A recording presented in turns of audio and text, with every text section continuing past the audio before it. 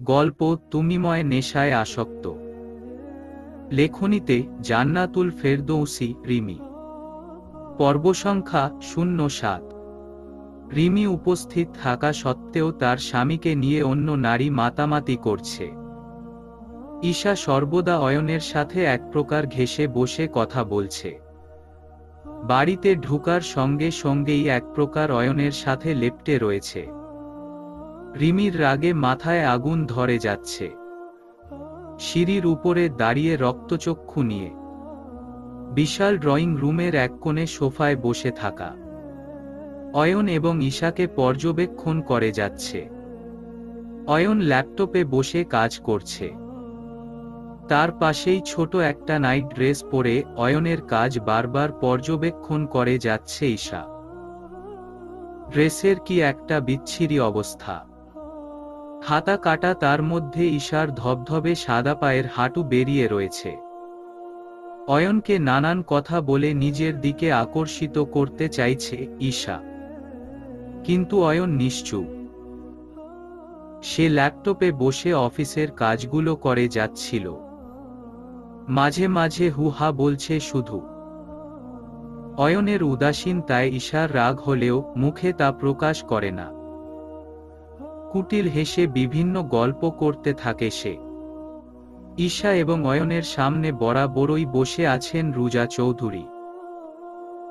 তিনি চা খেতে খেতে একবার অয়ন এবং ঈশাকে দেখছিলেন, একবার রিমির মুখ শ্রী দেখে রিমির ভিতরের অবস্থা বুঝতে চাইছিলেন।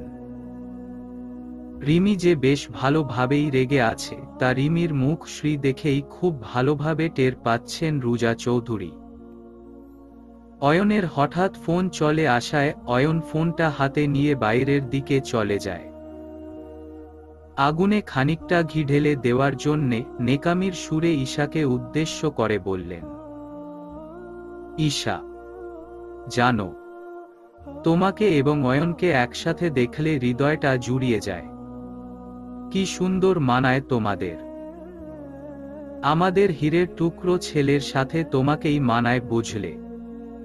কিন্তু কপাল দেখো, একটা সাধারণ মধ্যবিত্ত বাড়ির আশ্রিতা মেয়ে আমাদের চৌধুরীর বাড়ির বউ হয়েছে। ইস, আমার তো এখন আফসোস হচ্ছে। কয়েকদিন আগে যদি তুমি দেশে আসতে তাহলে বোধ হয়। থাক, বাদ দাও সেসব কথা। শেষের কথাটি বেশ আফসোসের সুরেই বললেন রুজা চৌধুরী। রিমির মস্তিষ্কে রাগগুলো নিমিষেই হুট করে উধাও হয়ে যায়। মনের গহীনে ঠাঁই করে নেয় একগুচ্ছ বিষণ্ণতা। রুজা চৌধুরী বোধহয় রিমির মতো সাধামাটা মানুষ। গ্রেট হার্ট সার্জন অয়ন রওয়াক চৌধুরীর মতো মানুষের যোগ্য নয়। নিজের গায়ে থাকা নরমাল ফিনফিনে পাতলা ওড়নাটাকে গায়ে ভালো করে জড়িয়ে রিমি নিজের ঘরের দিকে পা বাড়ালে কোনো ভারী কিছুর শব্দে থমকে যায়। পিছে ফিরে দেখে রুজা চৌধুরীর বরাবর সাদা কাচের দামি শোপিচের বলটির মাঝ বরাবর ধারালো চাকুটা এক প্রকার গেঁথে রয়েছে। রুজা চৌধুরী ঘাবড়ে সামনের দিকে তাকিয়ে দেখে অয়ন স্বাভাবিক ভঙ্গিতে পকেটে হাত রেখে দাঁড়িয়ে আছে। রুজা চৌধুরী ভয়ে শুকনো ঢুক গিলে চাকুটা একটুর জন্যেই তার গলা বরাবর বসে যেত। অয়নের দৃষ্টি শান্ত হলেও তাতে ভয়ঙ্কর রাগ উপচে পড়ছে। অয়ন গটগট পায়ে বলটির থেকে চাকুটি নিয়ে রুজা চৌধুরীর গলা বরাবর ধরে। ঈশা তৎক্ষণাৎ উঠে দাঁড়ায় অবাক হয়ে। রুজা চৌধুরী এক প্রকার ভয়ে ভয়ে কান্নার সুরে বলে, কি করছো তুমি অয়ন? চাকুটা নামাও, আমার গলায় লেগে যাবে। অয়ন রুজা চৌধুরীর কথার মাঝেই চাকু দিয়ে সামান্য আঁচড় দিয়ে দেয় রুজা চৌধুরীর গলা বরাবর। সঙ্গে সঙ্গে ফিনকি রক্ত বেরিয়ে যায়। রুজা চৌধুরী ব্যথায় চিৎকার করে কুকড়ে উঠে, কিন্তু তবুও তার শব্দ দেয়ালে গিয়ে বাড়ি খায় না। কেননা অয়ন তার মুখ চেপে ধরে রেখেছে। অয়ন রুজা চৌধুরীর গলার দিকে তাকিয়ে ভয়ঙ্করভাবে বাঁকা হেসে বলে, আমার রিমিপরির চোখের জলের মূল্য দিলাম। How dare you! আমার রিমিপরিকে অপমান করার সাহস কে দিয়েছে আপনাকে? অয়নের হুঙ্কারে পুরো চৌধুরী বাড়ির প্রতিটা সদস্য থেকে শুরু করে সমস্ত সার্ভেন্টস, দেহরক্ষীরা কেঁপে উঠে। যেই গলা দিয়ে আপনি আমার রিমিপরিকে আমার অযোগ্য দাবি করেছেন, সেই গলাটা যদি না থাকে তখন কি হবে রুজা চৌধুরী? অয়নের কথায় ভয়ে তরতর করে কাঁপতে থাকে। ললাটে জমে থাকে অনিশ্চিত মৃত্যুর চিন্তার রেশ। অয়নকে দিয়ে ভরসা নেই। উন্মাদ ছেলে সে, যখন সে যা ইচ্ছে করে ফেলতে পারে। রিমি অবস্থা বেগতিক দেখে অয়নের কাছে ছুটে গিয়ে অয়নের হাত থেকে ছুরিটা ফেলে দেয়। অতঃপর অয়নকে নিজের দিকে ঘুরিয়ে উত্তেজিত হয়ে বলে, আপনি কি করছেন কি? আপনি কি আদৌ তা জানেন? উনি আপনার কাকি হয়। তাকে আপনি মেরে ফেলতে চাইছেন সামান্য একটা কারণে। অয়ন দ্বিগুণ চিৎকার করে বলতে থাকে, সামান্য ব্যাপার মানে? তুমি কি আমার জন্যে সাধারণ রিমিপরি? তুমি আমার কাছে কি? আমি তা মুখের ভাষায় কখনো বুঝাতে পারবো না। রিমি অয়নের কথায় মাথা নিচু করে ফেলে। অয়ন কিছুক্ষণ রাগে ফুসফুস করতে থাকে। অতঃপর শীতল কণ্ঠে বলে, তুমি সাধারণ নও প্রিয়সী। তুমি হাজারো সাধারণ ফুলের মাঝে তুমি এক টকটকে সদ্য ফুটে উঠা অসাধারণ এক গোলাপ ফুল। রিমির ঠোঁটের কোণে এক চিলতে হাসি ফুটে উঠে অজান্তেই। রুজা চৌধুরী গলায় হাত দিয়ে কোনোরকম দৌড়ে উপরে চলে যায়। এতক্ষণ ধরে নীরব দর্শকের ন্যায় সবকিছু দেখে যাচ্ছিল ঈশা। আমানকে দেখে তড়িৎ গতিতে উঠে দাঁড়ায় মেঘ। তার সামনেই আমান দাঁড়িয়ে আছে। সাদা একটা ফরমাল শার্ট, কনুই পর্যন্ত ফ্লড করা। ফর্সা মুখশ্রীর চারদিকে ক্ষতের দাগ স্পষ্ট। চুলগুলো অগোছালো, হাতে ব্যান্ডিজ। তবুও কি স্নিগ্ধ দেখাচ্ছে আমানকে। আমান হাঁটু গেড়ে বসে নিচে থাকা বইগুলো সযত্নে হাতে তুলে নেয়। অতঃপর মেঘের হাতে ধরিয়ে দিয়ে কৃতজ্ঞতার সুরে বলে, আপনি নিজের জীবনের ঝুঁকি নিয়ে নিজের ভাইয়ের বিরুদ্ধে গিয়ে আমার জীবন বাঁচালেন। আপনি সত্যি সাহসী এক কিশোরী বটে। আপনাকে ধন্যবাদ জানানো হয়নি, তাই ধন্যবাদ জানাতে ছুটে এলাম আপনার কাছে এত রাতে। ধন্যবাদ জানানোর জন্যে? মেঘের প্রশ্নে কিঞ্চিত হেসে আমান উত্তর দেয়, আপনার ভাইয়ের জন্যে লুকিয়ে বেড়াতে হচ্ছে। দিনে তো সম্ভব নয়, তাই ধন্যবাদ জানাতে রাতেই চলে এলাম। তাছাড়াও এক সপ্তাহের মধ্যে আমি অস্ট্রেলিয়া চলে যাচ্ছি। আমান চলে যাবে কথাটি শ্রবণ করার সঙ্গে সঙ্গেই বুকটা ভারী হয়ে আসে মেঘের। নেত্রকোণ হয়ে উঠে টলমলে। মেঘ কোনোরকম বলে, চলে যাবেন আপনি? থেকে কি করব বলুন? যাকে পাওয়ার জন্যে ছুটে এলাম তাকেই তো পেলাম না আমি। আফসোস। রুহানা চৌধুরী সোফায় বসে খবরের কাগজ পড়ছিলেন। তারই সামনে মুখ কালো করে বসে আছে রুজা চৌধুরী। গলায় তার বেশ ব্যথা। ছুরিটা ছিল বেশ ধারালো। সামান্য আঁচ দিতেই রক্তপাত শুরু হয়ে গিয়েছিল। রুজা চৌধুরী কান্নার সুরে বলে, মা, আপনি কি এখনো কিছুই বলবেন না? অয়ন আমাকে আঘাত করল, আরেকটু হলেই মেরে ফেলতো, তবুও আপনি চুপ করে থাকবেন? এবারও আদরের নাতনির পক্ষ নিবেন? রুহানা বিরস মুখে শুনলেন। উফফ, কানের কাছে ঘ্যান ঘ্যান করো না তো, তোমারও দোষ আছে। কথাটি বলেই রুহানা চৌধুরী হাঁক ছেড়ে রিমিকে ডাকলেন। রিমি এবং ঈশা রুহানার ডাক শুনে নিচে নামল।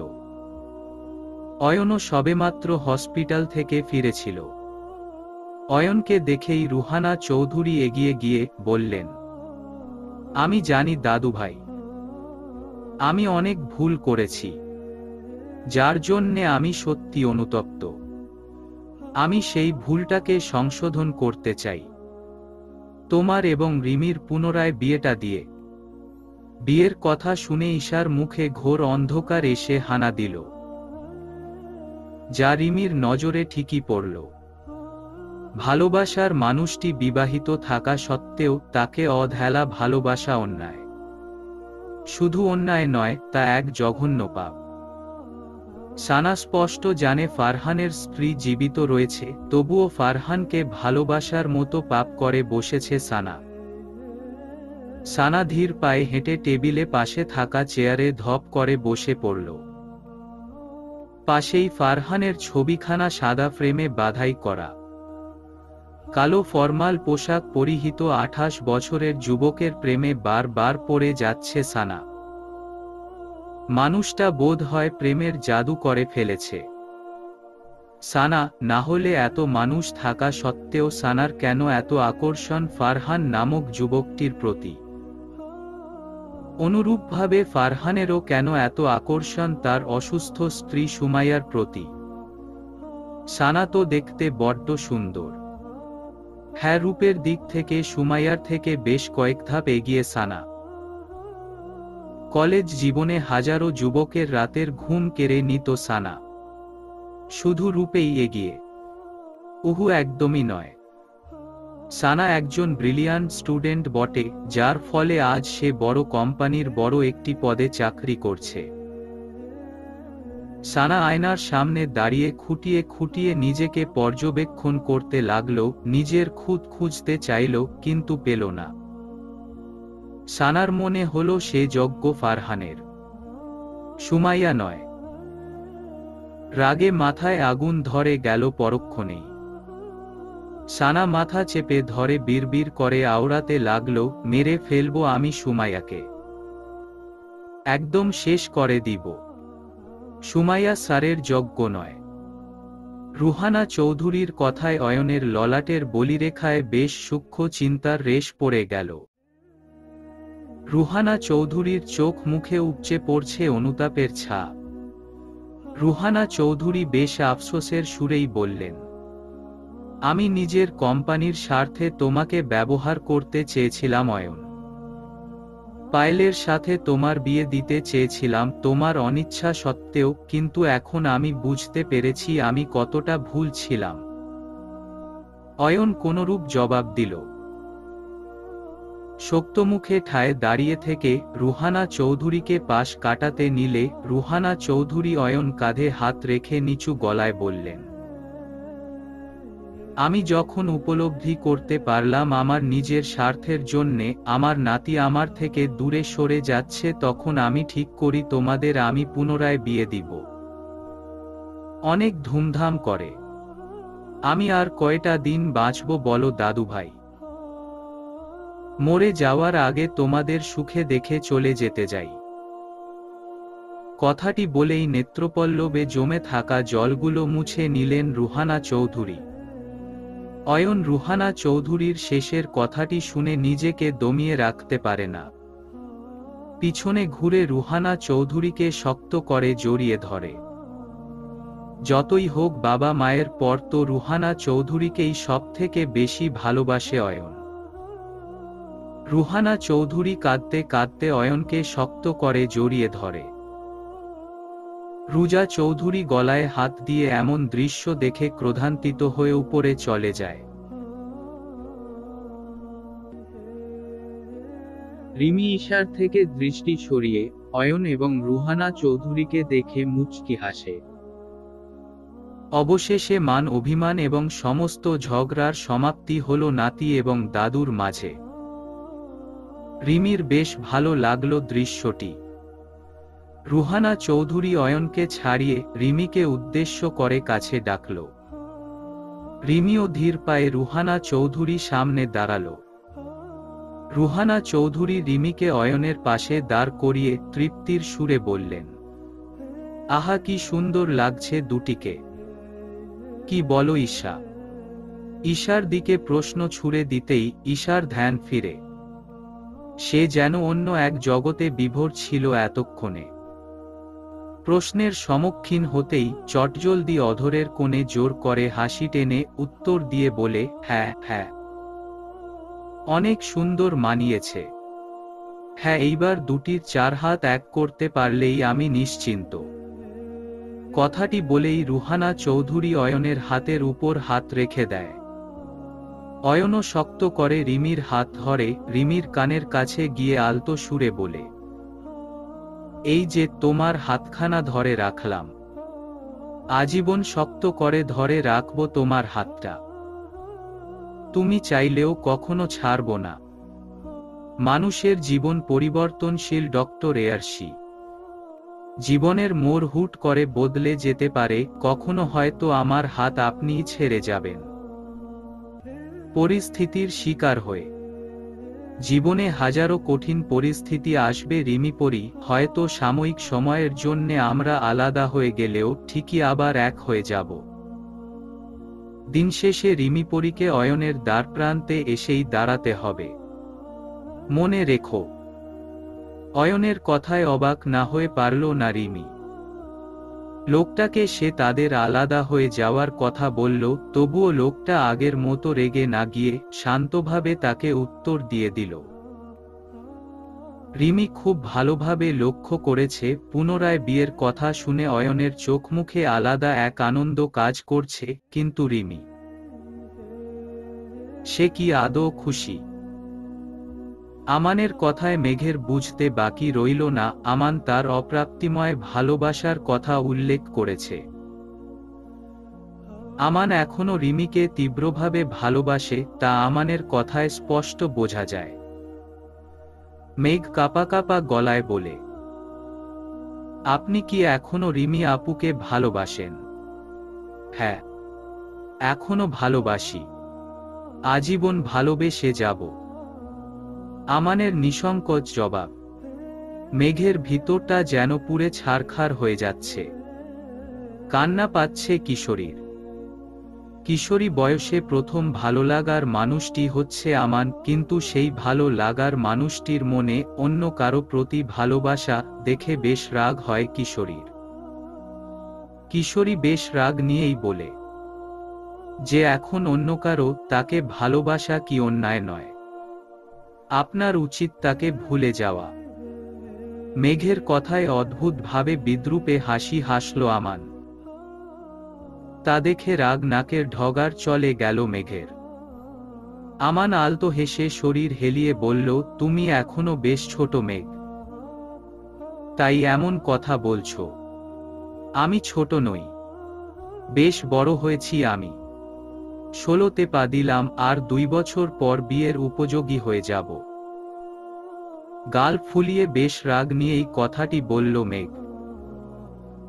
আমান পুনরায় হেসে আকাশের দিকে তাকিয়ে বলল, প্রথম প্রেম এবং প্রথম ভালোবাসা পৃথিবীর সবথেকে সুন্দর এক অনুভূতি।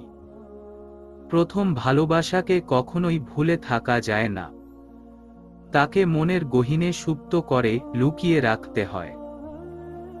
প্রথম ভালোবাসা অসমাপ্তি নামক গল্পের পাতায় নাম লেখালেও তা এক সুন্দর অনুভূতি হিসেবেই আজীবন থেকে যায়।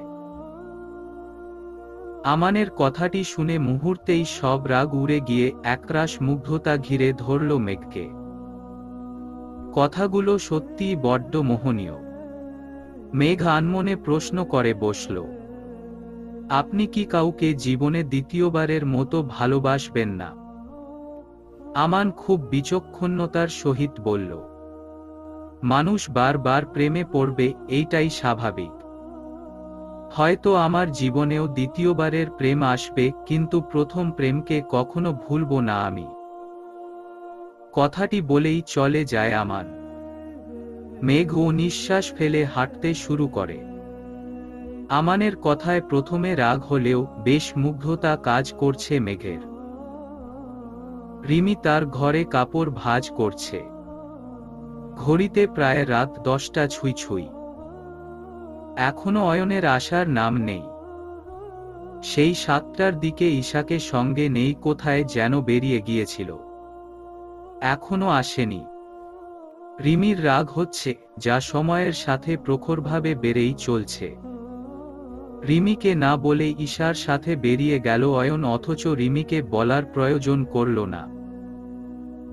সময় গড়াচ্ছে, তার সাথে বেড়ে চলছে রিমির ভিতরের অস্থিরতা। এখন ঘড়িতে রাত প্রায় 1টা ছুঁই ছুঁই। এখনো অয়ন আসেনি। অন্য একটি মেয়ের সাথে এতক্ষণ বাইরে করছেটা কি অয়ন? প্রশ্নটি মাথায় ঘুরপাক খেতেই রিমির গলা ফাটিয়ে কান্না আসে। সঙ্গে সঙ্গে মনে দখল করে নেয় একদল অভিমান। পরক্ষণে রিমি নিজের কাছে নিজেই প্রশ্ন করে বসে, আচ্ছা, আমি তো ডক্টর এয়ারসিকে ভালোবাসি না, তবে কেন এত রাগ হচ্ছে আমার? কেন এত অভিমান হচ্ছে আমার? রিমির প্রশ্নের মাঝেই অয়ন প্রবেশ করে। গলাটাই নাড়াতে নাড়াতে রিমির কাছে আসে সে। অতঃপর রিমির গাল ধরে আর্ষ্ট কণ্ঠে জিজ্ঞাসা করে, রিমি পরি, তুমি খেয়েছ? আমি সার্ভেন্টকে বলে দিয়েছিলাম তুমি যেন সময়মতো খেয়ে নাও। আমার আজকে দেরি হবে। তুমি তো আবার আমার বকা না খেলে ঠিক মতো খাওয়া দাওয়া করো না। রিমি অয়নের কথায় হাতের কাপড়গুলো বিছানায় রাখতে রাখতে অভিমানের সুরে বলে, বেলা পেরিয়ে যাওয়ার পরে আমি খেয়েছি কিনা জিজ্ঞাসা করতে এসেছেন? এতক্ষণ তো ঈশার আপুর সাথেই ছিলে, এখন আমার খবর নিতে এসেছেন কেন? অয়ন খানিকক্ষণ চুপ থেকে আনমনে হেসে রিমিকে পিছন থেকে জড়িয়ে ধরে বলে, বেলা পেরিয়ে গেলেও বেলা শেষে আমি তোমারই হয়ে থাকব রিমি পরি। স্বামী তার স্ত্রীকে ঘরে রেখে অন্য মেয়ের সাথে রাত করে বাড়িতে ফিরছে, তা কোনো স্ত্রীর পক্ষেই সহ্য করা সম্ভব নয়। যেমনটি রিমির বেলাতেও ঘটেছে। যতই হোক অয়ন তার স্বামী। ঘরে টানটান উত্তেজনা। রিমির তার প্রেমিক পুরুষের বুকে খামচে বসে আছে।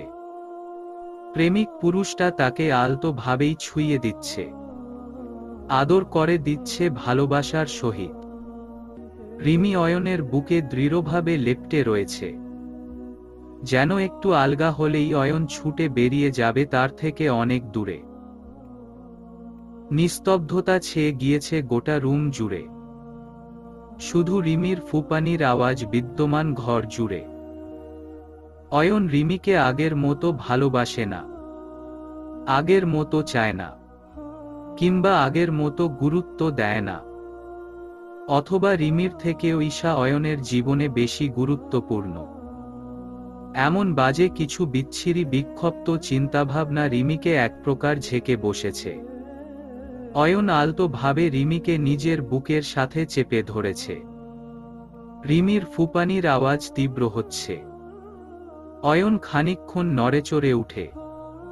অয়ন বাসায় আসার পর থেকেই রিমি নিজে থেকে তাকে বলেছিল, আপনার বুকে মাথা রাখতে দিবেন। প্রিয়তমা স্ত্রীর নিঃসংকোচ সিক্ত আবদারে অয়নের অধরের কোণে প্রাপ্তি হাসি ফুটে উঠে। রিমিকে কোনো প্রকার উত্তর না দিয়ে বুকে টেনে রিমির সমস্ত মুখ স্মৃতে আলতোভাবে ভালোবাসার স্পর্শে ভরিয়ে দেয়।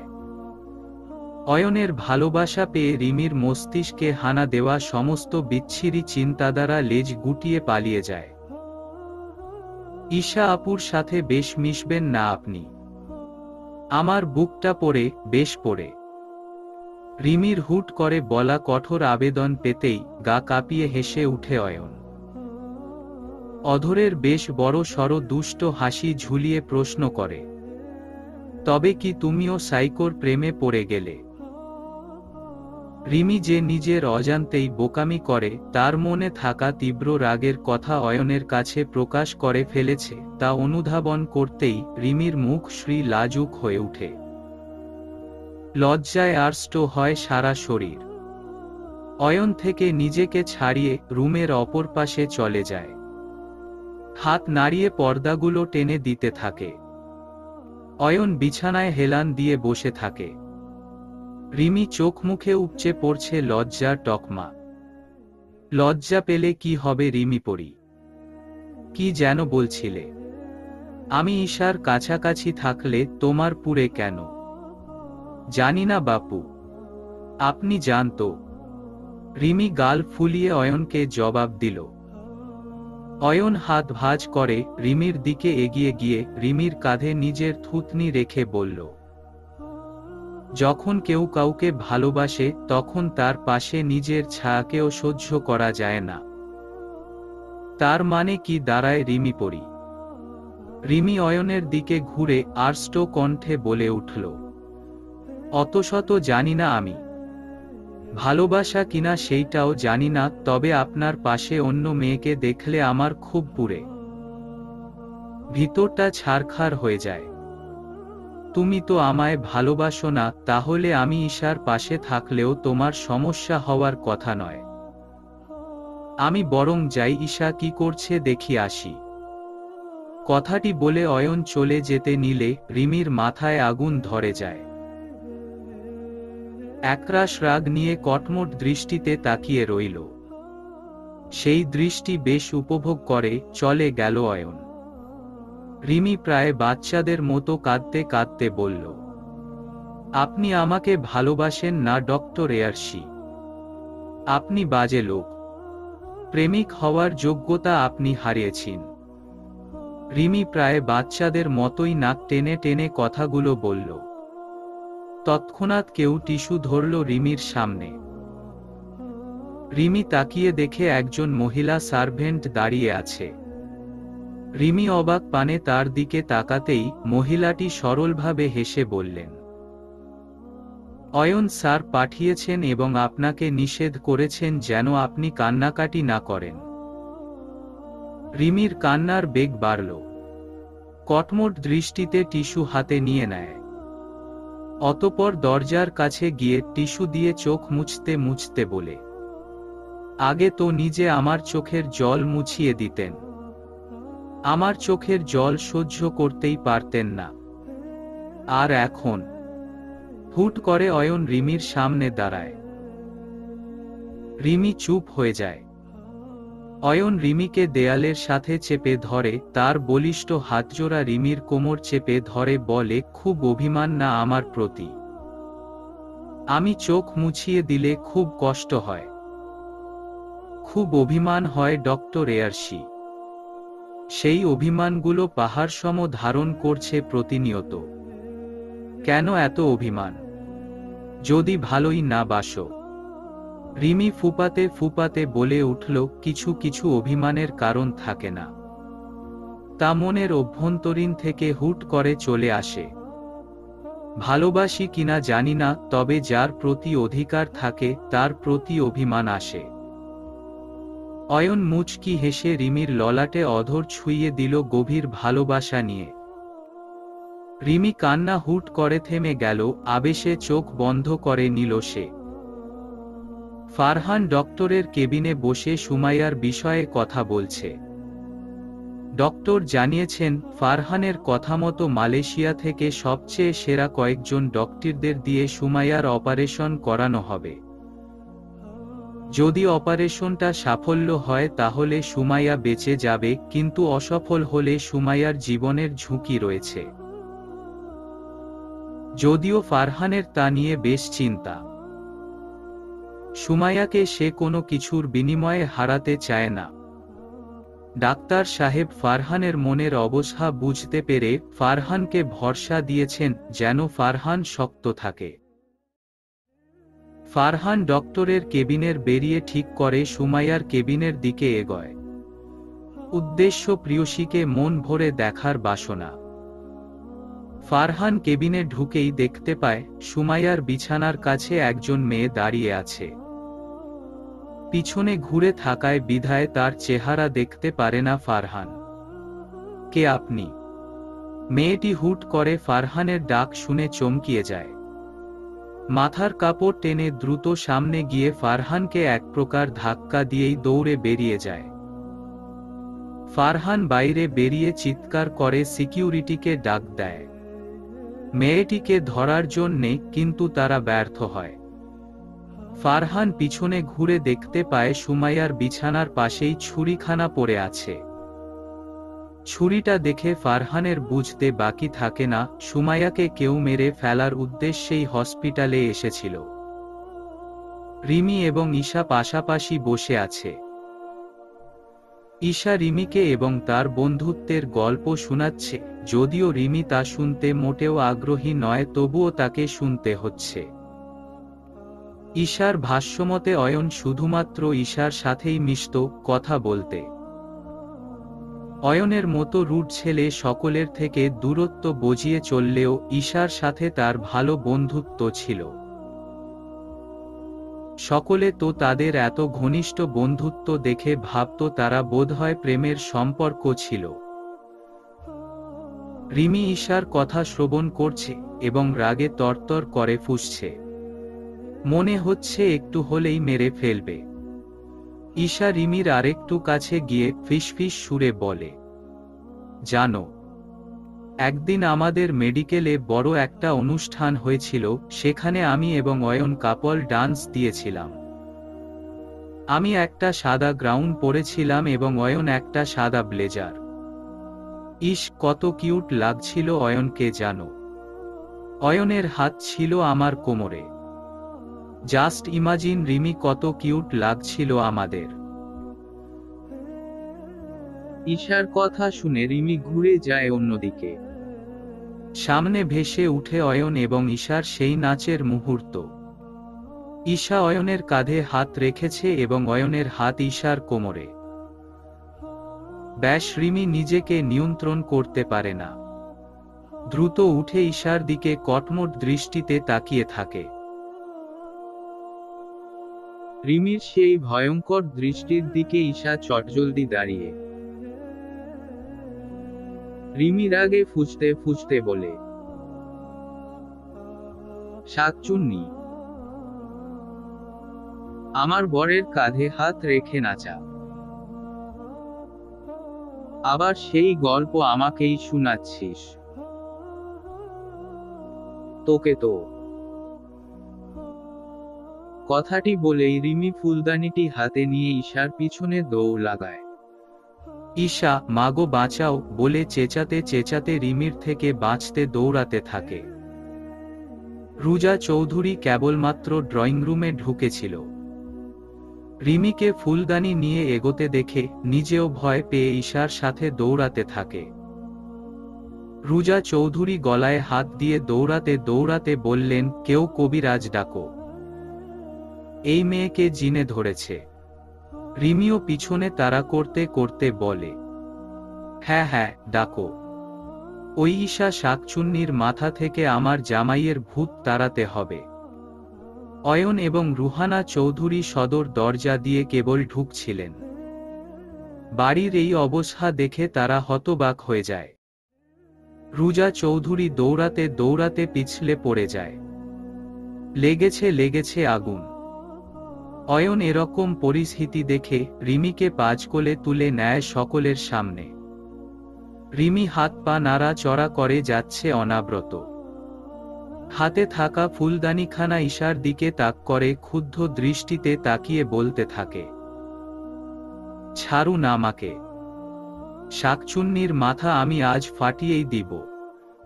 শাকচুন্নিটার কত বড় সাহস! ঈশা রুহানা চৌধুরী পিছনে গিয়ে লুকিয়ে বড় বড় নিঃশ্বাস ফেলে। বেশ ভয় পেয়েছিল সে। মেয়েটা যে পাগলের মতো তাড়া করে উঠেছিল, আরেকটু হলেই বোধহয় মাথা ফাটিয়ে দিত। রুজা চৌধুরী কোমরের ব্যথায় বসে থাকে। আর্তনাদের সুরে চেঁচিয়ে উঠে, মাগো, মরে গেলাম রে বাবা, কেউ আমাকে ধরো। এই মেয়েকে সত্যি জিনে ধরেছে। রুজা চৌধুরীর আর্তনাদে কিছু সার্ভেন্ট মিলে রুজা চৌধুরীকে ধরে পাশে থাকা সোফায় বসায়। রুজা চৌধুরী গলা এবং কোমরে বেশ ব্যথা, নড়ার শক্তিটুকুও তার শরীরে অবশিষ্ট নেই। কোমরে হাত রেখেই বিড়বিড় সুরে আওড়াতে থাকে, সাইকো ফ্যামিলি হয়ে গেছে। জামাই বউ দুটোই পাগল। একজনের জন্যে গলার অবস্থা খারাপ, আরেকটার জন্যে কোমরটাও শেষ হলো আমার। মাগো, অয়ন রিমিকে কোলে করে সোফায় বসিয়ে দেয়। রিমি রাগে ফুসফুস আওয়াজ বের করে, রুজা চৌধুরীর দিকে তীক্ষ্ণ দৃষ্টি নিক্ষেপ করে বলে, আমাকে জিনে ধরেছে। জিনে ধরেছি তো ওই ঈশা শাকচুন্নিকে। কোন ওঝা লাগবে না, আমি ঝাড়ু দিয়ে ওর মাথা থেকে আমার জামাইয়ের ভূত বের করে দিব। রিমি কথাটি বলেই পাশে থাকা ঝাড়ুটা হাতে নিয়ে ঈশার দিকে তেড়ে যায়। রুহানা চৌধুরী হতবাক হয়ে থাকেন, তিনি বুঝতে পারছেন না আদৌ হচ্ছেটা কি বাড়িতে। মাগো বলে ঈশা পুনরায় দৌড়াতে দৌড়াতে অয়নকে উদ্দেশ্য করে বলতে থাকে, অয়ন তোর বউ পাগল হয়ে গেছে, প্লিজ সামলা ওকে। হ্যাঁ হ্যাঁ আমি পাগল হয়ে গিয়েছি, এই সাইকো লোকটার সাথে থাকতে থাকতে আমিও সাইকো হয়ে গিয়েছে। কথাটি বলে রিমি দৌড়াতে নিলে অয়ন রিমিকে শক্ত করে চেপে নিজের দিকে ঘুরিয়ে রিমির হাত থেকে ঝাড়ুটা ফেলে দিয়ে শান্ত গলায় বলে, কুল ডাউন রিমি পড়ি, তুমি তো এতটা উত্তেজিত হয়ে যাচ্ছ কেন? তুমি তো আমাকে ভালোবাসো না, তাহলে শুধু শুধু এত কিসের জেলাসি তোমার? আমার দিকে ঈশা নজর দিলেও বা কি তোমার? অয়নের প্রশ্নে রিমি কিছুক্ষণ ঠোঁট কামড়ে দাঁড়িয়ে থাকে। অয়নও কি বুঝেও বুঝতে পারে না।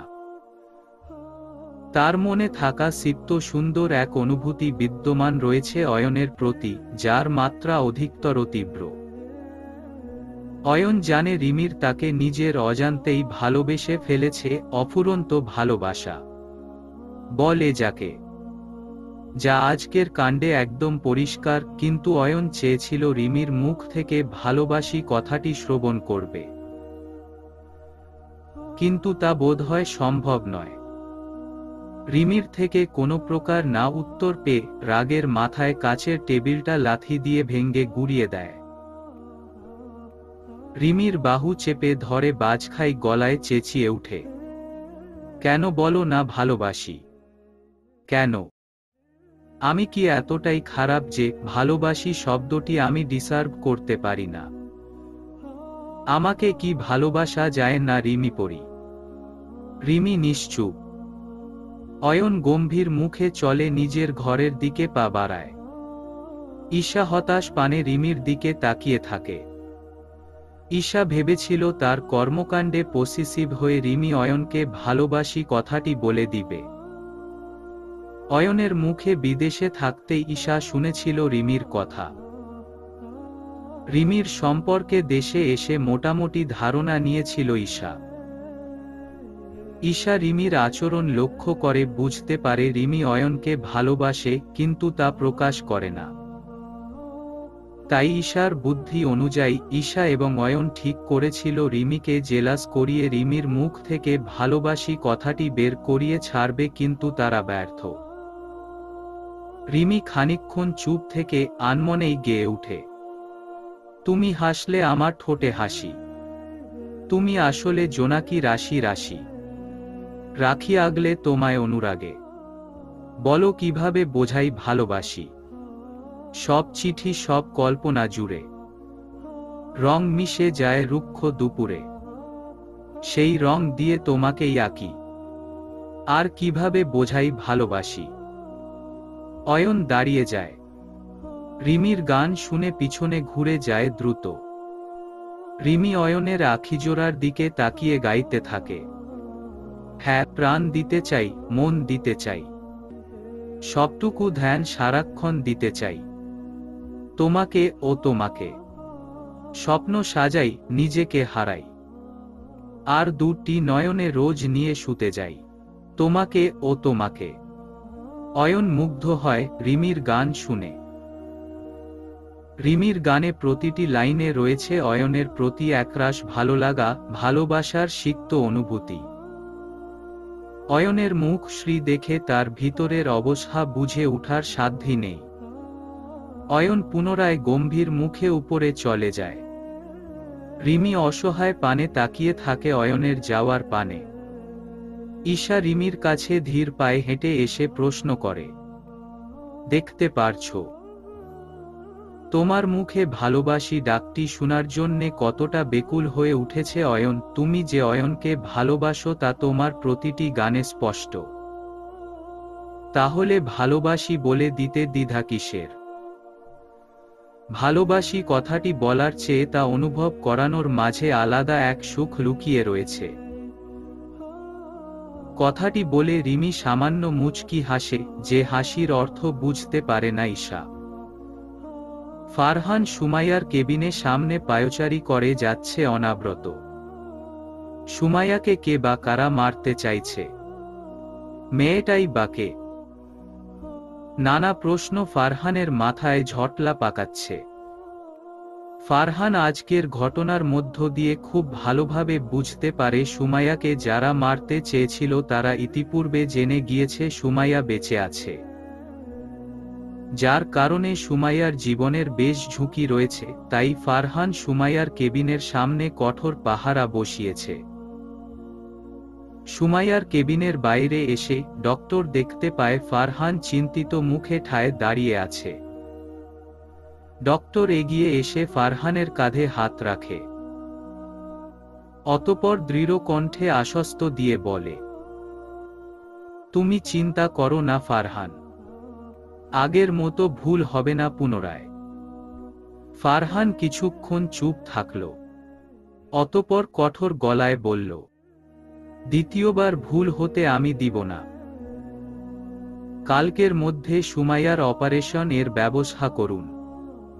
কালকেই? হ্যাঁ কালকেই। আপনি ডক্টরদের কাল সন্ধ্যার মধ্যে আসতে বলুন। দেখো ফারহান, এতে কিন্তু সুমাইয়ার জীবনের রিস্ক আছে। বড় কোনো সাফল্য পেতে হলে মাঝে মাঝে বড় বড় ঝুঁকির মোকাবেলা করতে হয় ডক্টর। ফারহানের কথায় মাথা নাড়িয়ে ডক্টর ফারহানের কাঁধে চাপড় মেরে চলে যায়। ফারহান সুমাইয়ার কেবিনের দিকে এগিয়ে যায়। সুমাইয়া শুয়েছিল। ফারহান সুমাইয়ার হাতখানা ধরে আলতোভাবে চুমু খেয়ে সুমাইয়ার মাথায় হাত বুলিয়ে সিক্ত কণ্ঠে বলে, তুমি সুস্থ হয়ে উঠবে সুমাইয়া। তোমার ফারহান থাকতে কেউ তোমার ক্ষতি করতে পারবে না। রিমি ফাঁকা ক্লাসরুমে বসে ক্লাস করছে। তার সামনে বরাবর অয়ন দাঁড়িয়ে লেকচার দিচ্ছে। অয়নের আদেশ অনুযায়ী রিমিকে একাই ক্লাস করতে হয়, যদিও কালকে থেকে অয়ন বেশ দূরত্ব নিয়ে আছে রিমির থেকে। ঠিকমতো কথাও বলে না। সবকিছুই অভিমান, কিন্তু অয়ন কি বুঝে না? অয়নের কঠোর অভিমান রিমির ভিতরটাকে ছারখার করে দেয় প্রতিনিয়ত। তা কি বুঝে অয়ন? অয়ন লেকচারের মাঝে খেয়াল করছে রিমি তাকে আর চোখে দেখছে। অয়ন গলা খাকরি দিয়ে রিমির দিকে হাত বাড়িয়ে ঠান্ডা গলায় বলে, আপনাকে কয়েকটা নোটস দিয়েছিলাম। আপনার নোটসগুলো হয়েছে মিসেস চৌধুরী। অয়নের মুখে আপনি ডাকটি শুনে বিস্মিত হয়ে যায় রিমি। অয়নের অভিমান কতটা তীব্র তা অয়নের আপনি ডাক শুনেই বোঝা যায়। রিমি উঠে দাঁড়িয়ে অয়নের হাতে নোটসগুলো দিয়ে চোখ মেরে মুচকি হেসে বেরিয়ে যায়। অয়ন রিমির কাণ্ডে হা হয়ে বসে নোটসগুলো দেখতে গিয়ে খেয়াল করে নোটসের ভিতরে লেখা, ডিয়ার সাইকো বর, আজ রাত 10টায় ড্রিম নাইট গার্ডেনে চলে আসিয়েন।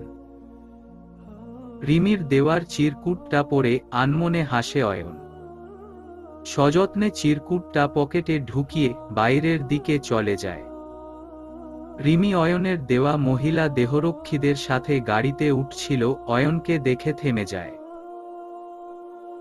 পার্শ্বে থাকা মোবাইলটি বের করে অয়নকে দ্রুত মেসেজ করে পাঠায়, আমি আপনার জন্য অপেক্ষা করব ডক্টর এয়ারশি, যদি না আসি তবে।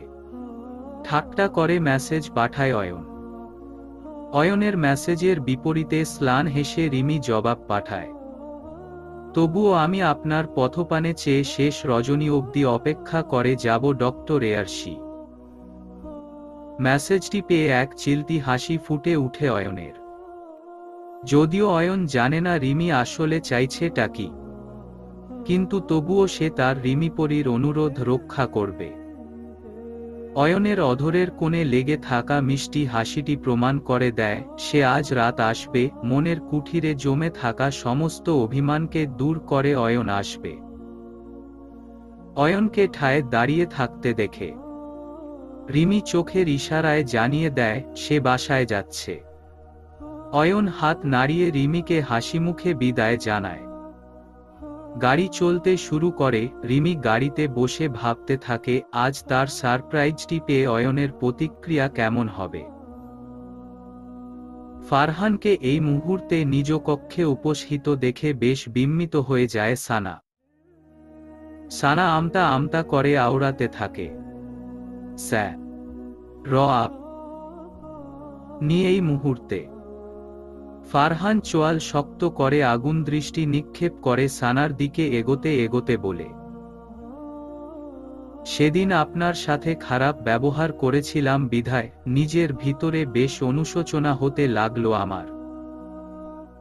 ভালোবাসা কোন অন্যায়, কিন্তু অন্যায় হচ্ছে সে অন্য কারো জেনেও তাকে ক্রমাগত পাওয়ার জন্যে পসেসিভ হয়ে যাওয়া। আজকে এখানে না এলে তো জানতামই না আপনি একজন খুনি। খুনি শব্দটি কাটার মতো বিঁধে যায় সানার সর্বাঙ্গে। হ্যাঁ, সে চায় সুমাইয়াকে মেরে ফেলতে, কিন্তু সে তো খুন করেনি। তাহলে তাকে খুনি অপবাদ দিচ্ছে কেন ফারহান? আপনি সুমাইয়াকে নিজের পথের থেকে সরিয়ে ফেলার জন্যে সেদিন হসপিটালে গিয়েছিলেন, তাই না? আমি ভাগ্যক্রমে চলে আসায় আপনি পালিয়ে যান। সানা ভয়ে থরথর করে কাঁপতে কাঁপতে বলে, হ্যাঁ স্যার, আমি সুমাইয়াকে মারতে চাই, কিন্তু বিশ্বাস করুন আমি সেদিন হসপিটালে যাইনি। আমি তো বাসা থেকেই বের হয় না 1 সপ্তাহ ধরে। জাস্ট শাট আপ মিস সানা। ফারহানের বজ্রে কণ্ঠে বলে উঠা ধমকে থেমে গেল সানা। নেত্রপল্লবে অবাধ্যের ন্যায় অশ্রু গড়াতে লাগল। ফারহানের চিৎকার শুনে সানার মা রান্নাঘর থেকে ছুটে আসেন। ফারহানকে দেখে প্রশ্ন করে বসেন, বাবা তুমি এখানে কেন? ফারহান জোরে জোরে নিঃশ্বাস ছাড়ে। রাগে কপালের মাঝবরাবর বেশ বড়সড় ভাঁজ পড়ে গিয়েছে ইতিমধ্যে। ফারহান সানার মায়ের দিকে তাকিয়ে সানাকে উদ্দেশ্য করে বলে, আপনার মেয়ে আমার ভালোবাসার দিকে হাত বাড়িয়েছে, কিন্তু আপনার মেয়ে জানে না ফারহান চৌধুরীর ভালোবাসার দিকে হাত বাড়ানোর পরিণতি কতটা কঠিনতম। কথাটি বলেই পুলিশের নাম্বারে ডায়াল করে ফোন দেয় ফারহান। সানা ঠায় দাঁড়িয়ে থাকে, তার বিশ্বাস করতে কষ্ট হচ্ছে তার ভালোবাসার মানুষটি তাকে বিশ্বাস করছে না। কত সহজে খুনির তকমা লাগিয়ে দিল। অয়ন গাড়ি পার্ক করে ড্রিম নাইট গার্ডেনের সামনে। একদম যথেষ্ট স্টাইল নিয়ে গাড়ি থেকে বেরিয়ে আসে সে। পরনে তার সাদা শার্ট, তার সাথে ব্ল্যাক ব্লেজার। ঘন সিল্কি চুলগুলো এক হাত দিয়ে নাড়িয়ে অপর হাত দিয়ে সানগ্লাসটা বের করে পরে নিল অয়ন। অতঃপর সামনের দিকে এগোতে থাকে। পুরো গার্ডেনের চারদিকে ঘোর অন্ধকার। কারো কোন সাড়া শব্দ পাওয়া যাচ্ছে না। পাশেই দেহরক্ষীরা দাঁড়িয়ে ছিল। দেহরক্ষীদের কাছে গিয়ে গম্ভীর সুরে অয়ন প্রশ্ন করে, রিমি পরি কোথায়? দেহরক্ষীরা জানিয়েছে রিমির তাদের সাথেই গার্ডেনে প্রবেশ করলেও বাকিটুকু পথ রিমি একাই কোথায় যেন চলে গেছে। অয়ন ফোন বের করে রিমিকে ফোন করে যাচ্ছে, কিন্তু রিসিভ করছে না। অয়নের মেজাজ গরম হয়ে যাচ্ছে, তার রিমি পরি কোথায়? গার্ডেনে কোথায় দেখা যাচ্ছে না কেন? তবে কি তার রিমি পরির কোন বিপদ হল? অয়নকে চিন্তিত দেখে একজন দেহরক্ষী এগিয়ে এসে বললেন, স্যার, ম্যাম বোধহয় ভিতরে আছেন, আপনি আরেকটু ভিতরে যান। দেহরক্ষীর কথায় অয়ন ভিতরের দিকে যায়। সামনেই দেখতে পায় সুবিশাল সুইমিং পুল। চাঁদের আলো এসে সুইমিং পুলটাকে উজ্জ্বল করে তুলেছে। এখানে অন্ধকার নয়, বরং চারদিকে ক্যান্ডেলের আলোয় পরিপূর্ণ আলোকিত হয়ে রয়েছে। চারপাশে ছোট ছোট টেবিলে ছড়িয়ে আছে। সাদা পর্দায় মুড়িয়ে আছে টেবিলের উপরটা। সব মিলিয়ে অসাধারণ এক পরিবেশ। অয়ন মুগ্ধ হয়ে চারপাশের পরিবেশ এক পলক তাকিয়ে রিমিকে হাত ছেড়ে ডাকতে থাকে, কিন্তু রিমির সাড়া নেই। সামনের দিকে এগোতে নিলে পাশেই ছোট্ট সাদা টেবিলে রঙিন কাগজে মোড়ানো এক চিরকুট পায় অয়ন। তাতে লেখা, আরেকটু এগিয়ে আসুন ডক্টর এয়ারশি। চিরকুটটা পড়ে সামনের দিকে এগোতেই থমকে যায় অয়ন। বকুলের মালা শুকাবে, রেখে দিব তার সুরভি, দিন গিয়ে রাতে লুকাবে, মুছো নাকো আমারই ছবি, আমি মিনতি করে গেলাম, তুমি চোখের আড়াল হও, কাছে কি বা দূরে রও, মনে রেখো আমিও ছিলাম, এই মন তোমাকে দিলাম, এই প্রেম তোমাকে দিলাম। সুইমিং পুলের পাশে ছোট্ট সাদা ড্রেসিং টেবিলের সামনে দাঁড়িয়ে রিমি বেলি ফুলের গাজরা নিজের খোপায় পড়ছিল এবং উক্ত গানটি গাইছিল। অয়ন এগিয়ে এসে পিছন থেকে রিমির খোপায় আলতো করে ভালো করে গাজরাটি লাগিয়ে দিতে দিতে গাইতে থাকে, ভালোবেসে আমি বারে বার তোমারই ওই মনে হারাবো, এ জীবনে আমি যে তোমার, মরণেও তোমারই রব, তুমি ভুলো না আমার নাম, তুমি চোখের আড়াল হও, কাছে কি বা দূরে রও, মনে রেখো আমিও ছিলাম, এই মন তোমাকে দিলাম, এই প্রেম তোমাকে দিলাম। গানটি গেয়ে অয়ন রিমিকে নিজের দিকে ঘুরায়। রিমি লজ্জায় মাথা নুইয়ে ফেলে। অয়ন প্রতিদিনের তুলনায় আজ খানিকটা দ্বিগুণভাবে ভালোবাসার সহিত তার রিমি পরীকে দেখছে। রিমির পরনে কালো সুতির শাড়ি, গায়ে হালকা গয়না, মুখে নেই কোন আলাদা সাজ, ফর্সা মুখশ্রীর আখিজোড়া জায়গায় করে নিয়েছে ঘন কালো কাজল। তাতেই কি স্নিগ্ধ লাগছে অয়নের রিমি পরীকে। অয়ন রিমির হাত ধরে মুগ্ধতা নিয়ে বলে, ওহে মায়াবতী কন্যা, তোমার আখিজোড়ায় কাজল দিও না, আমার বড্ড মায়া হয়, তোমার কাজল কালো আখিজোড়ার মায়াতে মরে যেতে ইচ্ছে করে বারংবার, প্রতিনিয়ত। ভালোবাসার মানুষটিকে পাওয়ার জন্যে ফারহানের স্ত্রীকে খুন করতে চাওয়ার মতো জঘন্য প্রচেষ্টা করেছে সানা। সানার প্রতি ঘৃণায় শরীরটা রি রি করে উঠছে ফারহানের। সানা দৃষ্টি নত করে দাঁড়িয়ে আছে। ইতিমধ্যে পুলিশও চলে এসেছে। ফারহানের অভিযোগ শুনে পুলিশ তদন্তের জন্যে সানাকে নিয়ে যেতে চাইছে। সানার মা স্পষ্ট করে বুঝিয়ে যাচ্ছেন তার মেয়ে এতটা ঘৃণ্য কাজ করতে পারে না, কিন্তু কেউ তার কথা শুনল না। সানা নির্বিকার হয়ে ফারহানকে দেখে যাচ্ছে এক দৃষ্টিতে। সে দেখতে পারছে তার ভালোবাসার মানুষটির চোখে কতটা ঘৃণা শুধুমাত্র তারই জন্যে। ভালোবাসার মানুষটির চোখে নিজের জন্যে ঘৃণা দেখতে পাওয়া কতটা যে বেদনাদায়ক তা হারে হারে উপলব্ধি করতে পারছে সানা। কয়েকজন মহিলা কনস্টেবল সানাকে ধরে নিয়ে যায়।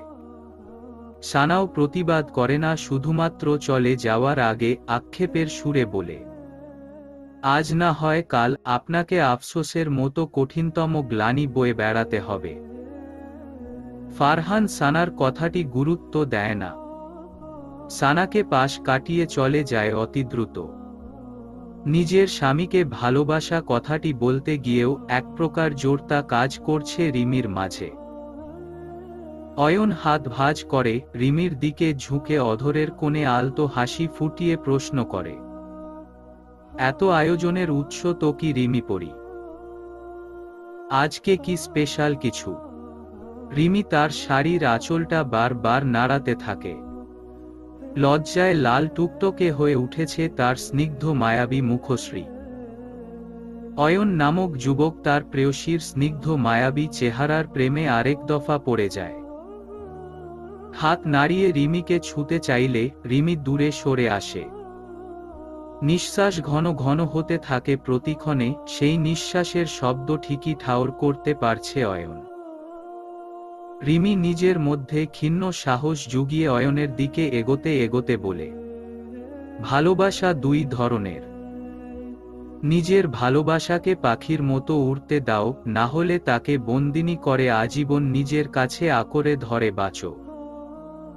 অয়ন রিমির কথা শুনে রিমির দিকে ভ্রু কুঁচকে তাকাতেই রিমি পুনরায় মাথা নত করে বলে, আমি সবসময় চাইতাম পাখির মতো স্বাধীনতা নিয়ে উড়তে।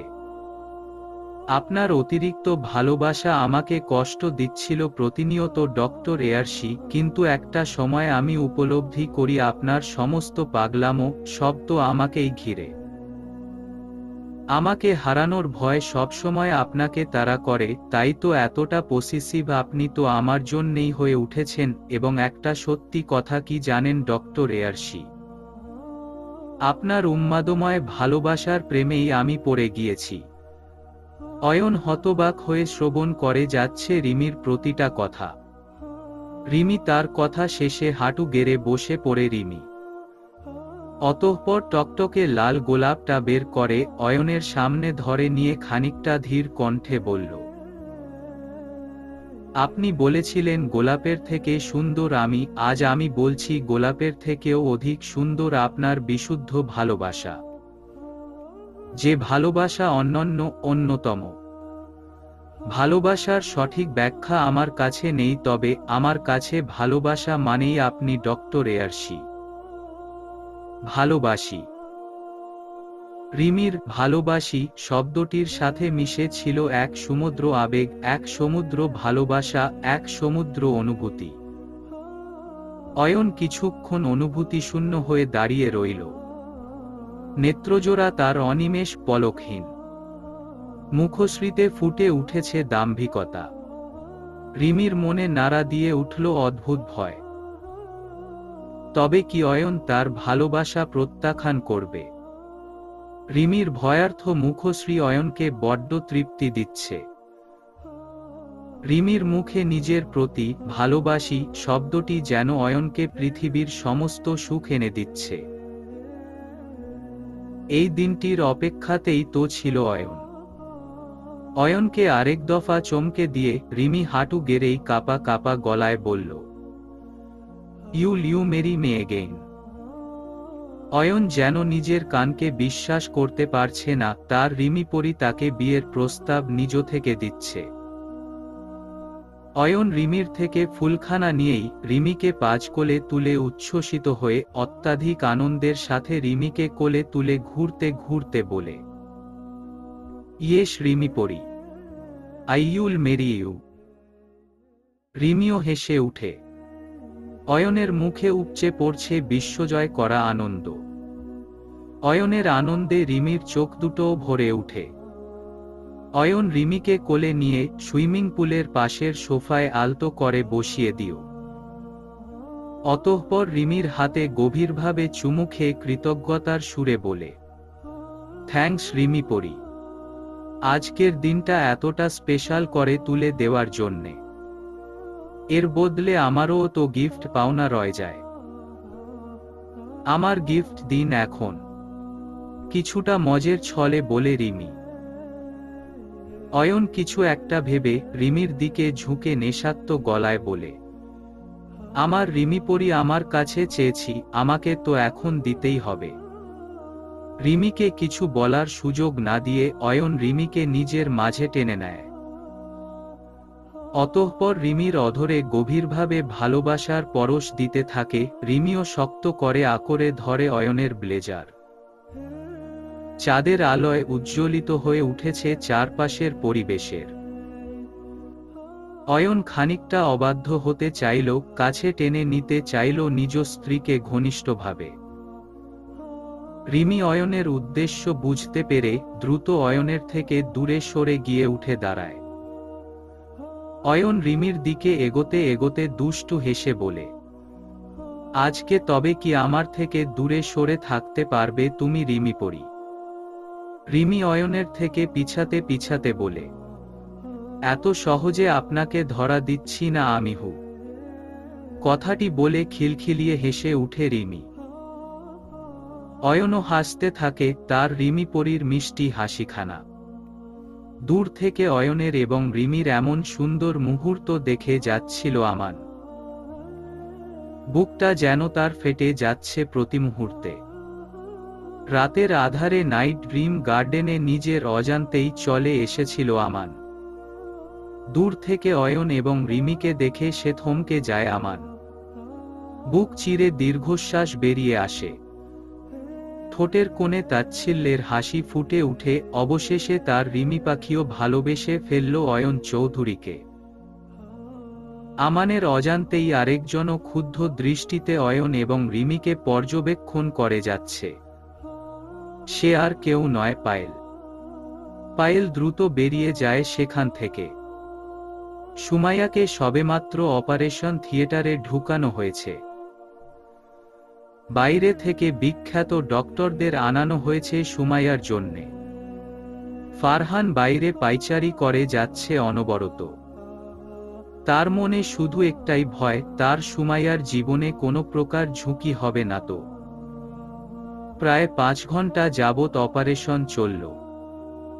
অপারেশন শেষে ডক্টর হাসিমুখে বেরিয়ে ফারহানের কাঁধে চাপড় মেরে বললেন, অভিনন্দন ফারহান চৌধুরী, অপারেশন সাকসেসফুল। কথাটি শুনে ফারহানের নেত্রপল্লবে জল চলে আসে। সে বিশ্বাসই করতে পারছে না তার সুমাইয়া সুস্থ হয়ে উঠেছে, আগের মতো ফারহানের সাথে কথা বলবে, আগের মতো ভালোবাসবে। ফারহান হাঁটু গেড়ে বসে পড়ে আল্লাহর কাছে লাখ লাখ শুকরিয়া জানায়। ডক্টর জানান, সুমাইয়াকে আপাতত কেবিনে শিফট করা হয়েছে। 24 ঘন্টার আগে তার জ্ঞান ফিরবে না। অয়নকে এক প্রকার না জানিয়েই ঈশার অনুরোধে রিমি এবং ঈশা বিয়ের কয়েকটি শাড়ি কেনাকাটা করতে শপিংয়ে এসেছে। রিমির কিছুটা ভয় করছে বটে, দেহরক্ষীকে না নিয়ে আসায় অয়ন যদি রাগ করে। তখন রিমি, সামনে চলো, সামনে অনেকগুলো শাড়ির কালেকশন আছে। রিমি চলে যেতে নিলে পিছন থেকে তার হাত কেউ ধরে ফেলে। রিমি পিছনে ঘুরে দেখে অয়ন দাঁড়িয়ে আছে। ক্ষিপ্ত দৃষ্টিতে ঈশা এবং রিমির দিকে তাকিয়ে আছে। রিমিকে কিছু বলার সুযোগ না দিয়েই এক প্রকার টানতে টানতে রিমিকে নিয়ে শপিং মল থেকে বেরিয়ে যায়।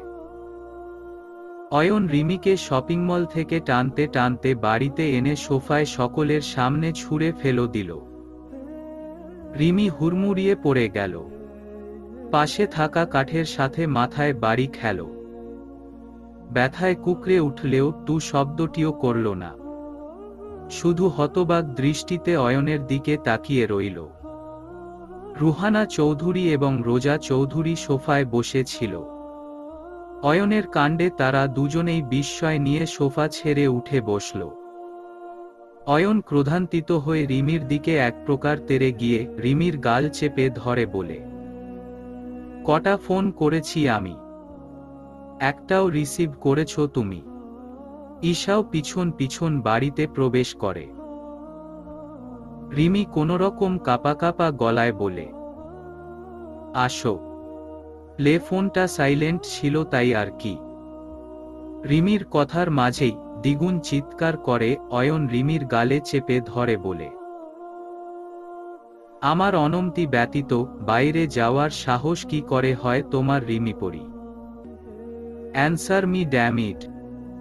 অয়নের প্রকট চিৎকারে রিমি ভয়ে জোরসোর হয়ে গুটি মেরে বসে থাকে। অয়ন লাথি দিয়ে সামনে থাকা কাঁচগুলো ভেঙে ফেলে। রাগে তার মস্তিষ্ক কাজ করা বন্ধ করে দিচ্ছে। বিকট শব্দ হয় মুহূর্তেই। ঈশাকে দেখে রাগ আরেক দফা বেড়ে যায়। ঈশার দিকে এগিয়ে এক প্রকার শাসিয়ে বলে, আমার অনুমতি ব্যতীত আমার রিমিপরিকে নিয়ে গিয়েছিলে কেন? বল। আসলে আমি বুঝতে পারিনি যে তুই এতটা রেগে যাবি। Just shut up Isha. একদম কথা বলবি না তুই। স্টুপিড একটা। ঈশা মাথা নত করে ফেলে, সে ভাবতেও পারে না সামান্য ব্যাপারটা নিয়ে অয়ন এতটা রেগে যাবে। অয়ন পুনরায় রিমির হাত ধরে টানতে টানতে উপরে যেতে নিলে রুহানা চৌধুরী তাতে বিঘ্ন ঘটিয়ে বলে, এইভাবে রিমিকে কোথায় নিয়ে যাচ্ছ অয়ন? ওদের কি দোষ বলো তো? কয়েকদিন পর তোমাদের বিয়ে। তাই তো ওরা শপিংয়ে গিয়েছিল। রুহানা চৌধুরীর কথার বিপরীতে অয়ন রাগে গজগজ করতে করতে জবাব দিয়ে বলে, এতই যদি শপিং করার ইচ্ছে থাকতো তাহলে আমাকে বলতো, আমি নিয়ে যেতাম,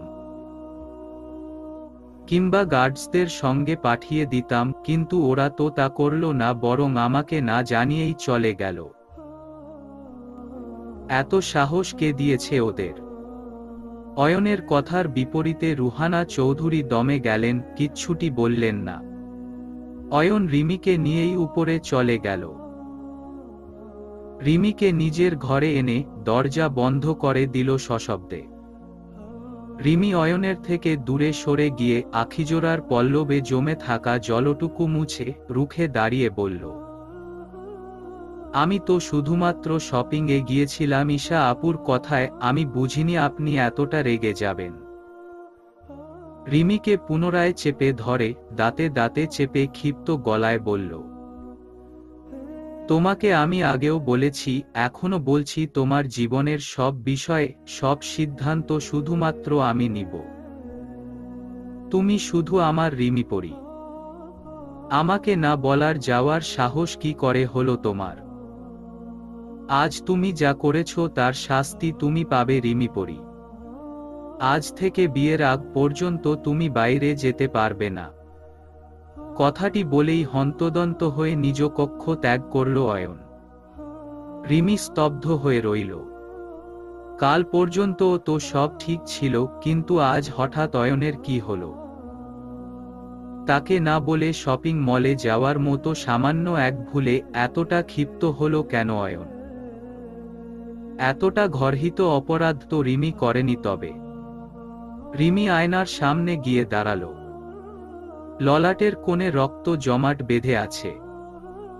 রিমির নেত্রপল্লবে বৃষ্টিপাতের ন্যায় গড়গড় করে জল গড়াতে লাগল। রাগে, দুঃখে, অপমানে ব্যথিত হল হৃদয়। সামান্য একটি ভুলের কারণে অয়ন তাকে সকলের সামনে অপমান করল। রিমির কি তবে সামান্যটুকু স্বাধীনতাও প্রাপ্য নয়? মেঘ হন্তদন্ত হয়ে ছুটে এলো রিমির ঘরে। রিমিকে দেখে হাঁফাতে হাঁফাতে বলল, রিমিপু, জানো আজ সকালে অফিসে কি হয়েছে? রিমি দ্রুত নিজের চোখের জল মুছে মেঘকে প্রশ্ন করে করল, কেন, কি হয়েছে? আজ তো ভাইয়া অফিসে গিয়েছিল, হসপিটালে না গিয়ে একটি জরুরি মিটিং থাকায়। তো কি হয়েছে সেখানে? মেঘ কিছুক্ষণ নীরব থাকল। মেঘের নীরবতা রিমির ভিতরে অস্থিরতা সৃষ্টি করল ক্ষণে ক্ষণে। রিমি ফের পাল্টা প্রশ্ন করল, কি হয়েছে আমাকে খুলে বলো। মেঘ নীরবতা ভেঙ্গে বলতে লাগল, অফিসের ঘটনা। আজ অফিসে বাইরের দেশ থেকে কিছু লোক এসেছিল প্রজেক্টের ব্যাপারে। মিটিং এর মাঝে হুট করে তাদের সাথে অয়নের কথা কাটাকাটি লেগে যায়। অয়ন এতটাই রেগে গিয়েছিল যে লোকগুলোকে মারতে শুরু করে দিয়েছিল। বিষয়টি হাতাহাতির পর্যায়ে চলে যায়। যখন কয়েকজন দেহরক্ষী অয়নকে আটকাতে যায়, তখন রেগে গিয়ে তাদের হাতে গুলি করে দেয় অয়ন। পুরো অফিসে এক প্রকার ধ্বংসলীলা ঘটায়।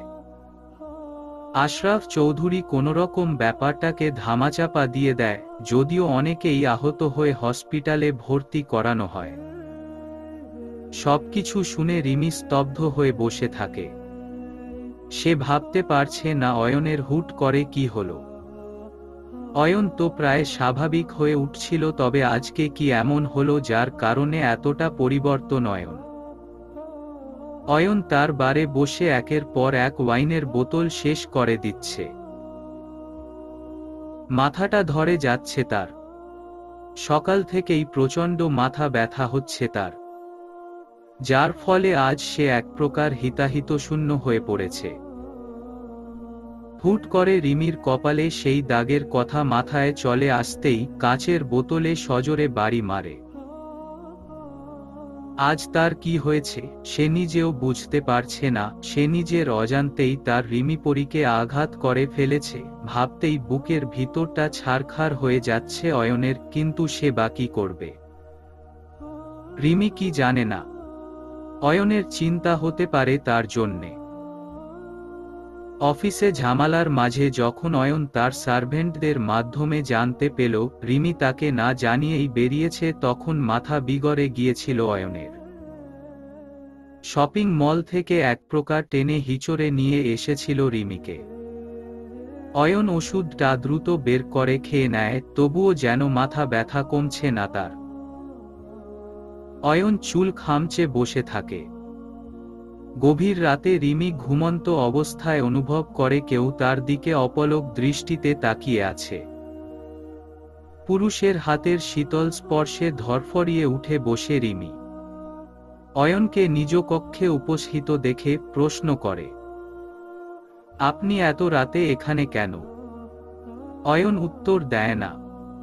হাতে থাকা ওষুধটা রিমির ক্ষত স্থানে লাগিয়ে দেয় পরম যত্নে। অতঃপর খানিকটা নরম গলায় বলে, বেশি ব্যথা পেয়েছ? রিমি মুখ বেঁকিয়ে বিড়বিড় করে আওড়াতে থাকে। নিজে ব্যথা দেয় আবার নিজেই ওষুধ লাগিয়ে দেয়। সাইকো লোক একটা। হুট করে অয়ন রিমিকে জড়িয়ে কান্নার সুরে বলে, তুমি আমার এক বিশাল দুর্বলতার জায়গা রিমিপরি। তোমাকে হারানোর ভয় আমাকে সর্বদা তাড়া করে বেড়ায়। তুমি আমার প্রতিটি রন্ধে রন্ধে মিশে রয়েছ। তুমি যে আমার প্রখর নেশা।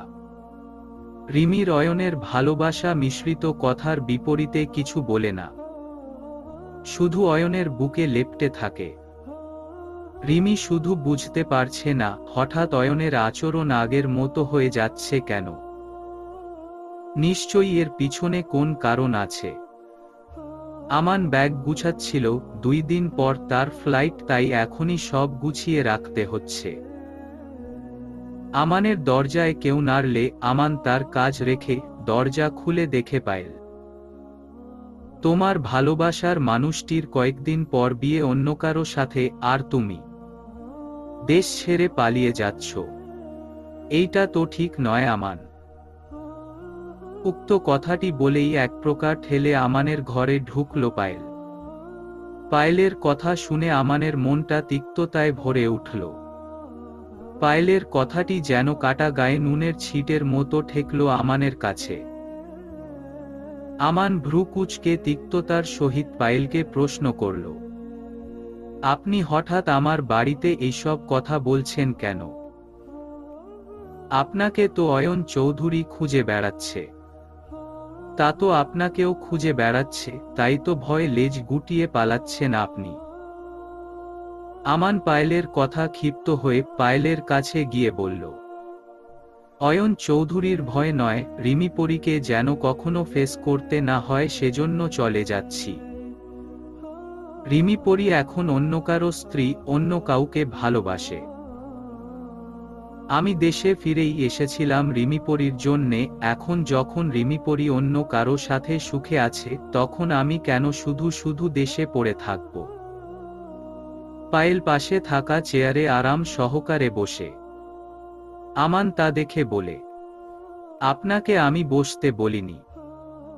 দাঁড়িয়ে থাকলেও তো বলেননি। তাই বসলাম। যতই হোক আমি আপনার বাড়ির অতিথি। বসতে তো পারি, তাই না?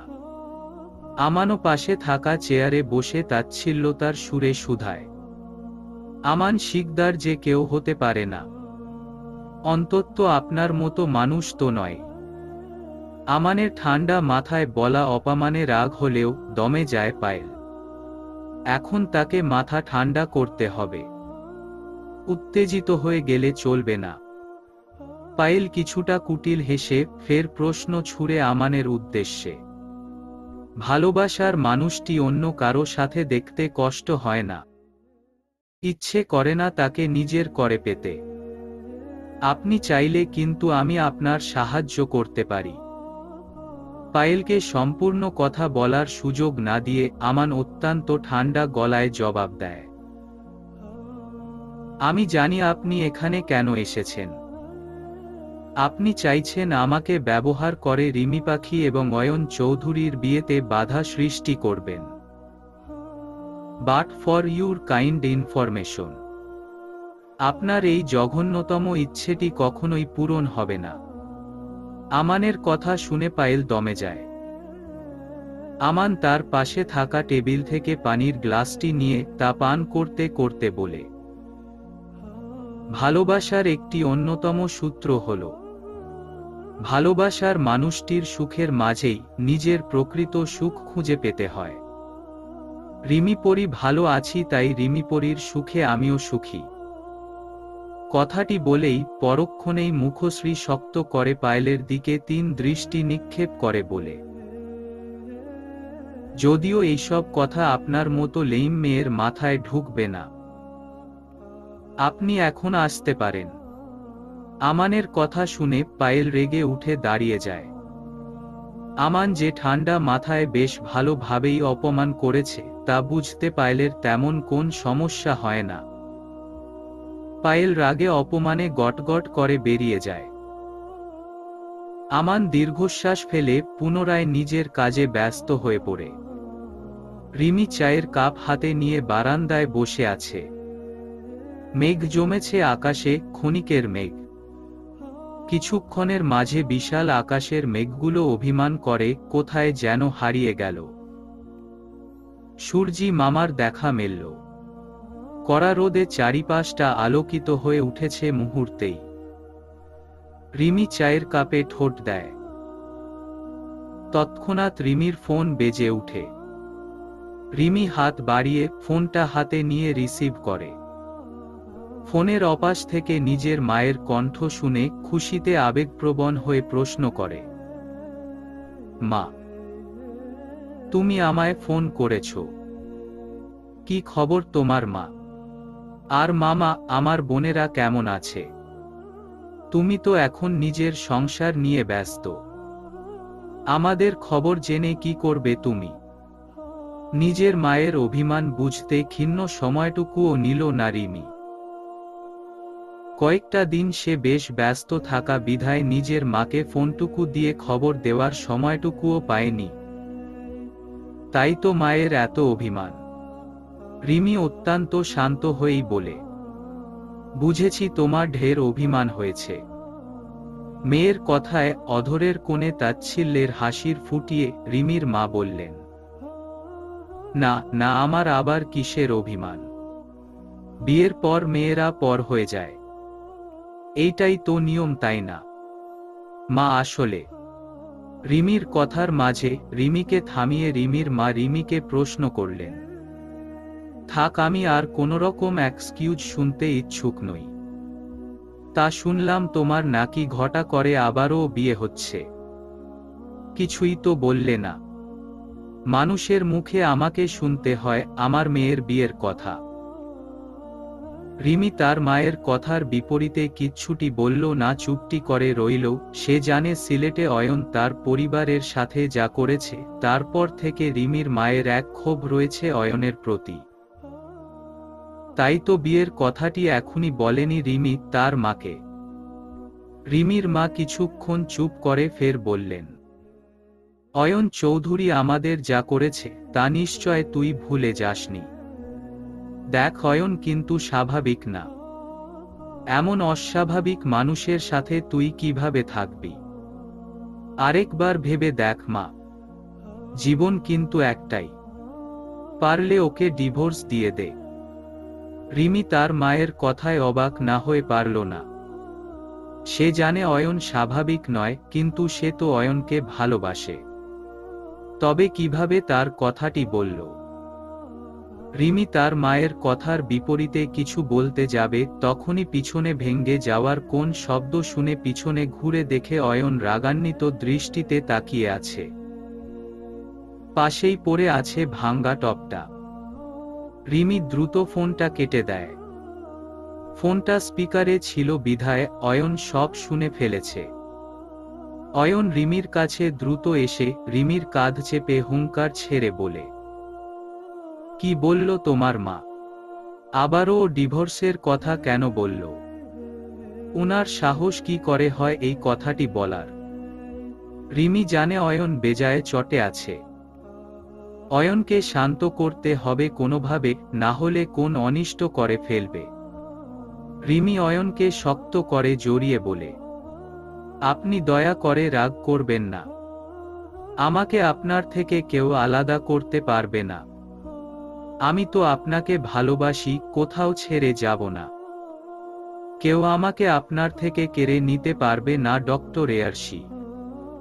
অয়ন রিমিকে শক্ত করে চেপে বিড়বিড় করে আওড়াতে থাকে, কেউ যদি কেড়ে নিতে চায়, সে যেই হোক, আমি তাকে শেষ করে দিব আজীবনের জন্যে। অয়ন কথাটি বিড়বিড় করে বললেও রিমি ঠিক শুনতে পেল। ভয় শিউরে উঠল সর্বঙ্গ। রিমি এবং অয়নের আজ মেহেন্দি। শহরের এক নাম্বার নামি দামি পার্লারে রিমিকে নিয়ে আসা হয়েছে। আজকে যে তাকে একদম সুন্দর করে সজ্জিত করে তোলা হবে। পার্লারের বাইরে মহিলা দেহরক্ষীরা দাঁড়িয়ে আছে।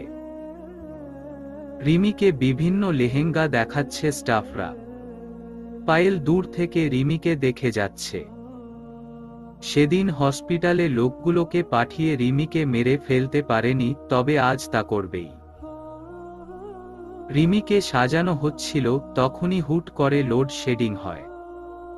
পায়েল পিছনে ছুরি হাতে নিয়ে দূরে দাঁড়িয়ে আছে। লোডশেডিং হওয়ায় সকলে হন্তদন্ত হয়ে বেরিয়ে যায়। রিমি তার নিজের স্থানেই বসে আছে। সকলকে বেরিয়ে যেতে দেখে পায়েলও রিমির কক্ষে প্রবেশ করে। হাতে তার ছুরি। আজ সে রিমিকে শেষ করে দিবে। অয়ন তার ক্যারিয়ার শেষ করেছে, তাই পায়েল অয়নের থেকে তার সবথেকে দামি রিমি পরীকে কেড়ে নিবে।